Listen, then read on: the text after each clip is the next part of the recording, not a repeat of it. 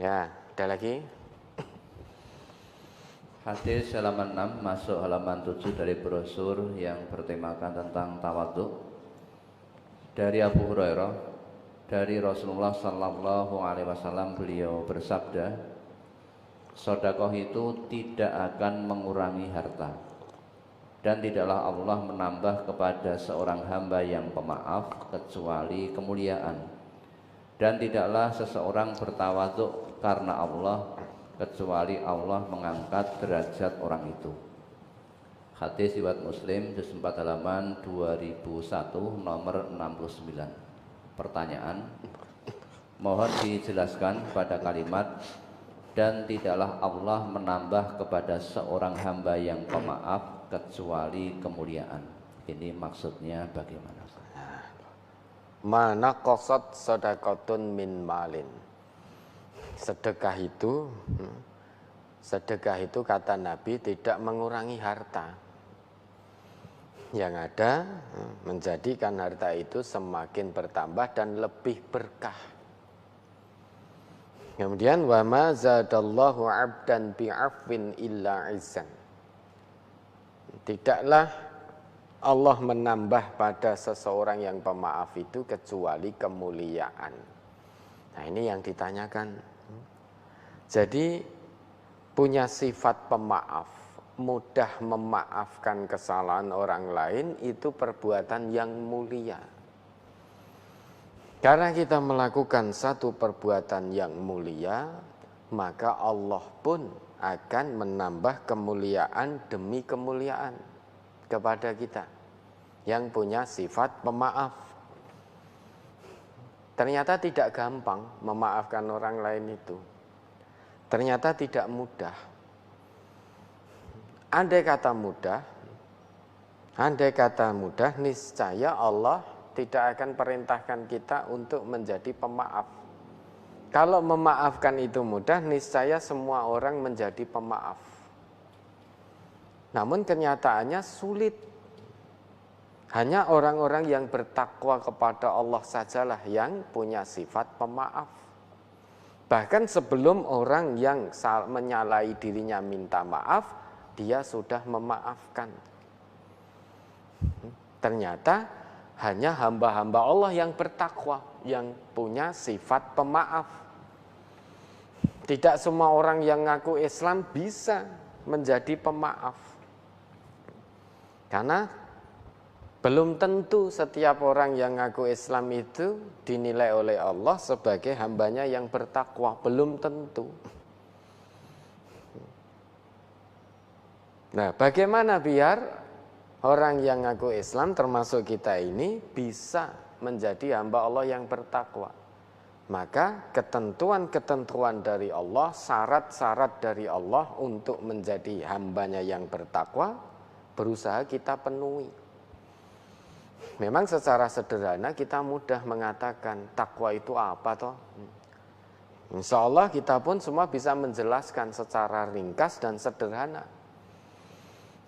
Takwa itu menjalankan semua perintah Allah dan meninggalkan semua larangannya. Lisan kita mudah berucap seperti itu. Tetapi ternyata untuk menjadi hamba Allah yang bertakwa tidak cukup hanya penjelasan di lisan. Harus diamalkan. Termasuk salah satunya berusaha sekuat tenaga menjadi hamba Allah yang pemaaf. Sekalipun sulit harus diusahakan. Dan kata Allah tidak bisa dilakukan oleh hambanya memaafkan ini. Sifat pemaaf tidak melekat pada semua hambanya. Hanya hamba-hamba yang spesial, yang istimewa di hadapan Allah yang bisa punya sifat pemaaf. Siapa itu? Hamba Allah yang bertakwa. Coba diingat ayatnya, Ali Imran 133 134. Surat Al Imran surat 3 ayat 133 dan 134. Wasari'u ila maghfiratin mir rabbikum wa jannatin 'arduhas samawati wal ard u'iddat lil muttaqin alladzina yunfikuna fis sarra'i wad dharra'i wal kadhiminal ghaidha wal 'afina 'anil nas wallahu yuhibbul muhsinin.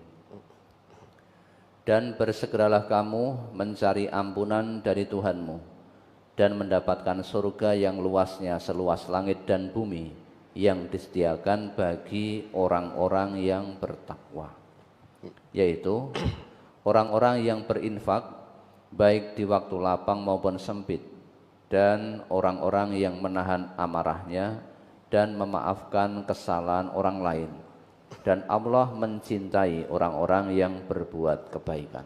Ya toh? Ini hamba Allah yang spesial, hamba Allah yang istimewa di hadapan Allah. Ya, ciri-cirinya disebutkan oleh Allah. Orang yang bertakwa itu, pertama, dia gemar berinfak, sedekah, membelanjakan hartanya di jalan yang Allah ridhoi untuk kepentingan Islam dan umat Islam. Baik di saat dia punya uang, artinya punya kelebihan, ataupun di saat dia dalam keadaan sempit, namun selalu berusaha untuk infak, untuk sedekah. Itu yang pertama. Yang kedua, kadhimul ghaid, menahan amarah, mampu menahan amarah. Apakah marah tidak boleh? Boleh.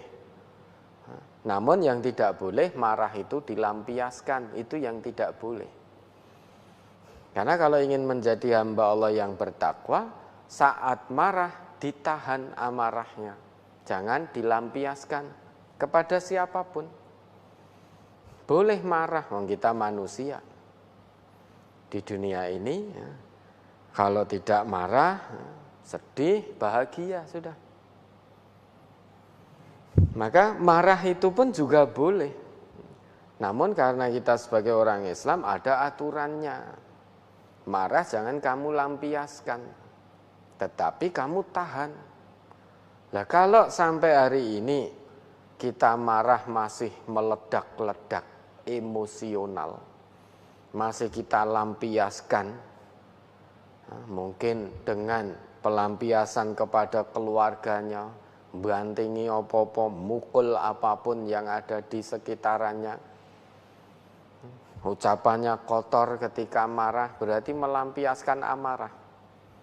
Maka jauh dari sifat ketakwaan, baru sebatas ngaku sebagai orang Islam, belum sebagai orang Islam yang bertakwa.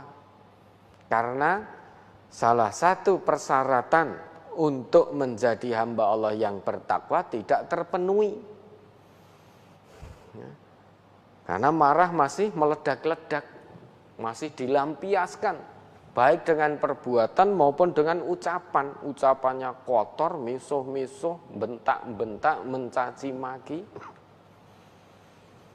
atau dengan memukul dan lain sebagainya. Maka itu sangat jauh dari sifat ketakwaan. Sedangkan Allah perintahkan wasari'u ila maghfiratim mir rabbikum, bersegeralah kamu. Kalau kamu ngaku sebagai orang Islam, orang iman, bersegeralah menuju ampunan Allah, ampunan Tuhanmu yaitu Allah. Dan bersegeralah pula menuju surganya Allah yang luasnya seluas langit dan bumi.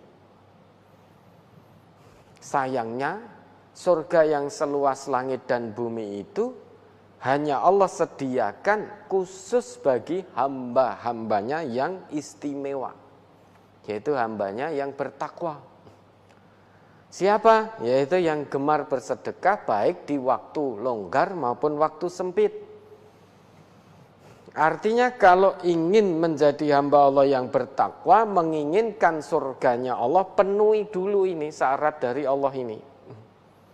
Jangan hanya mau pengen melebu surga, tetapi tidak ada usaha untuk memenuhi persyaratan yang Allah berikan.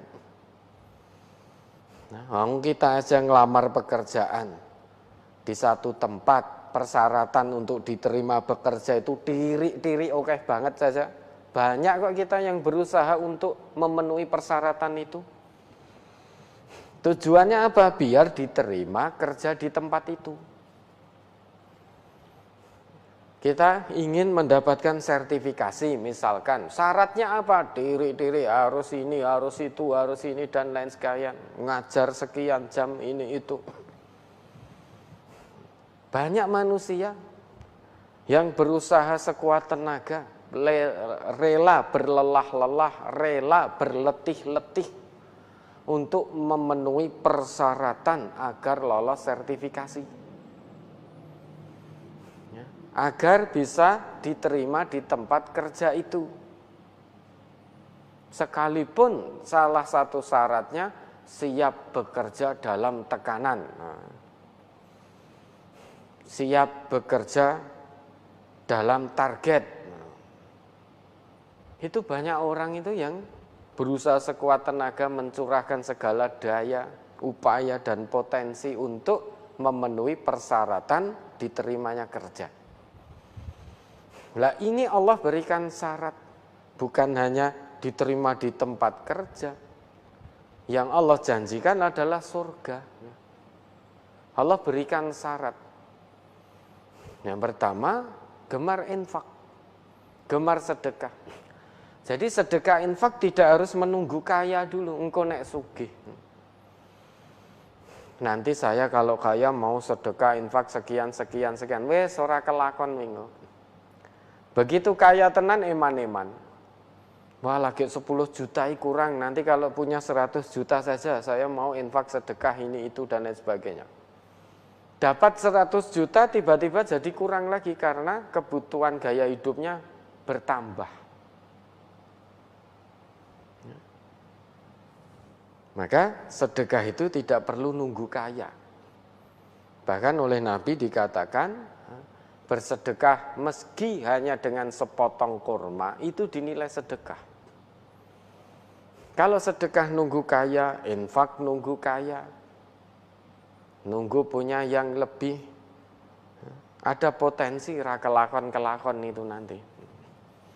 Maka salah satu ciri hamba Allah yang istimewa, dia senantiasa bersedekah, baik di waktu longgar maupun sempit. Yang kedua, menahan amarah. Baik marah pada istri, pada anak, pada temannya, pada orang lain, boleh marah. Yang tidak boleh itu dilampiaskan, mungkin dengan istri lantas melakukan KDRT karena emosi. Lantas lesannya tajam. Lesannya tajam, mungkin nyebut istrinya nuwun sewu. Nyebut istrinya kebu utek bosok, nah, itu ada juga yang seperti itu.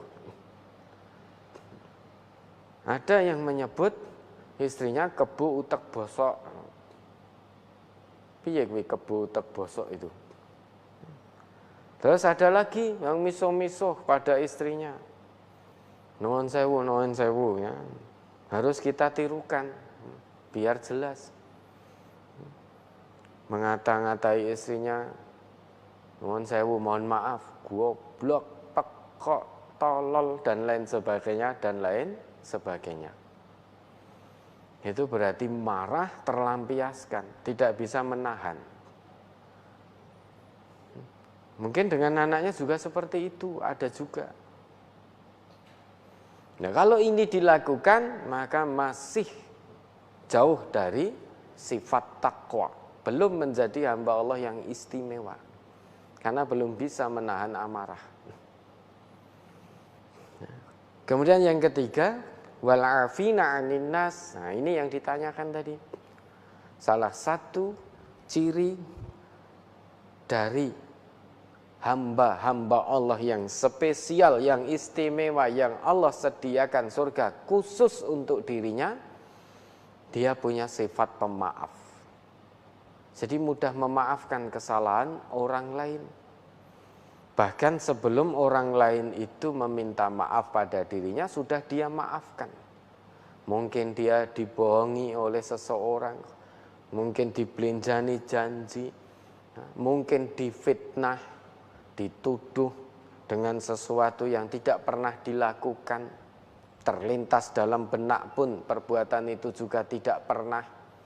Namun karena seseorang itu benci sekali pada dirinya, ingin menimpakan madorot pada dirinya, lantas mengembuskan fitnah ke sana kemari tentang si fulan, bahwa si fulan begini, begini, begitu, begini, begitu. Tujuannya untuk menimpakan madorot. Karena kalau fulan tertimpa madorot, dia seneng. Dia seneng. Dia merasa puas hati. Kalau fulan yang dia fitnah itu tertimpa madorot, dia puas, senang hati. Meski demikian, orang yang difitnah tadi tidak membalas cacian, makian, hinaan, fitnahan tadi dengan perbuatan yang serupa, tidak lantas membalas dengan kebohongan pula, tidak membalas dengan cacian, makian, dan tidak membalas dengan fitnah. Tetapi dia memaafkan. Yes, tidak apa-apa. Itu orang itu begitu kepada kita ya, karena dia tidak tahu, belum tahu. Nanti kalau sudah tahu, insya Allah akan berubah. Selain itu juga didoakan, terus-menerus didoakan. Mudah-mudahan berhenti mendapatkan hidayah dari Allah dan berhenti dari fitnah yang ditujukan. Lah kita memaafkan, sekalipun difitnah toh. Sekeji apapun fitnah, kalau ingin jadi hamba Allah yang bertakwa, jangan balas fitnah dengan fitnah. Namun maafkan orang yang memfitnah kita. Itu ciri orang yang bertakwa, wal afina 'anin nas. Perkara sampai akhir hayat dia tidak mau minta maaf kepada kita, ya urusan dia sama Allah nanti. Tidak ada ruginya kita memaafkan kesalahan orang lain, yang ada kebaikan demi kebaikan.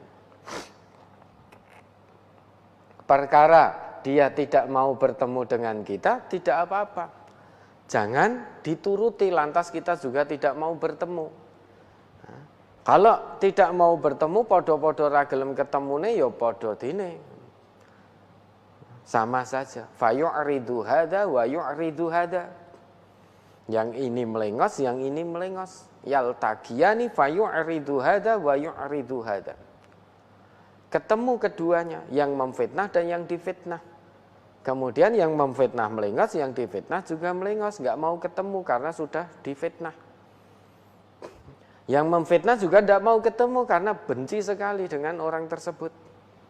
Akhirnya podo melengose. Maka yang lebih baik, yang paling baik menurut Nabi, wa khairuhum alladzi yabda'u bis salam. Yang paling baik di antara keduanya itu yang memulai salam dulu. Artinya yang memaafkan. Tidak memasukkan dalam hati, namun justru dibalas dengan mendoakan dengan kebaikan dan kebaikan. Itu orang yang bertakwa di hadapan Allah, mudah memaafkan orang lain.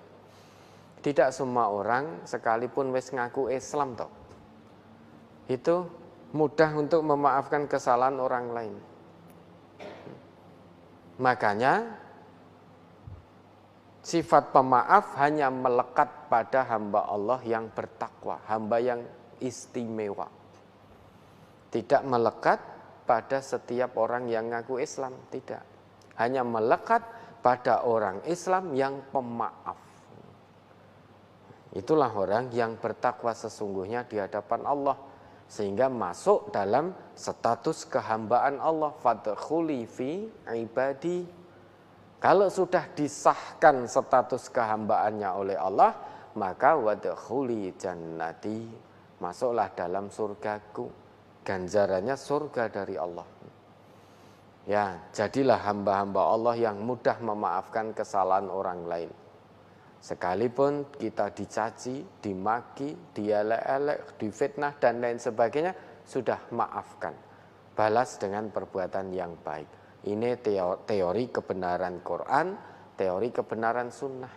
Setelah diketahui, mari sama-sama kita amalkan. Fastabiqul khairat, berlomba-lomba dalam kebaikan. Jangan jauh-jauh dulu, mulai dari lingkup keluarga kecil kita. Bagaimana suami kalau marah sama istri? Kendalikan amarahnya yang selama ini terlampiaskan, membentak-bentak, mencaci maki, mengucapkan kata-kata kotor, bahkan ada yang memukul dan lain sebagainya. Sudah hentikan. Hentikan. Istausu bin nisa'i khaira, kata Nabi begitu. Nasihati istri-istri itu dengan nasihat yang baik. Hentikan. Tidak perlu ngobrol-ngobrol jauh-jauh dulu, mulai dari keluarga kecil dulu. Kalau marah para istri, mungkin bantingi apa-apa, banting lawang, banting piring, banting gelas. Hentikan itu, jangan dilampiaskan. Hentikan, berusaha menahan sekuat tenaga rasa amarah. Jangan diperturutkan. Sesudah itu mudah memaafkan. Lah kalau ada suami istri tidak mudah memaafkan kesalahan satu dengan yang lain, bagaimana mungkin akan memaafkan kesalahan orang lain? Dengan teman tidurnya saja tidak mudah-mudah memaafkan. Mungkin istri tidak mudah memaafkan kesalahan suami. Suami tidak mudah memaafkan kesalahan istri. Akhirnya terjadi huru-hara, prahara rumah tangga berkepanjangan yang seharusnya selesai. Tidak perlu jadi masalah karena sama-sama egoisnya ora rampung-rampung. Padahal itu teman tidur. Nah, kalau dengan suami, dengan istri saja tidak saling memaafkan, bagaimana mungkin dengan orang lain? Niscaya akan lebih sulit untuk memaafkan. Ya, mudah-mudahan Allah jadikan kita hamba-hamba Allah yang punya sifat pemaaf, sehingga masuk dalam golongan hamba Allah yang bertakwa.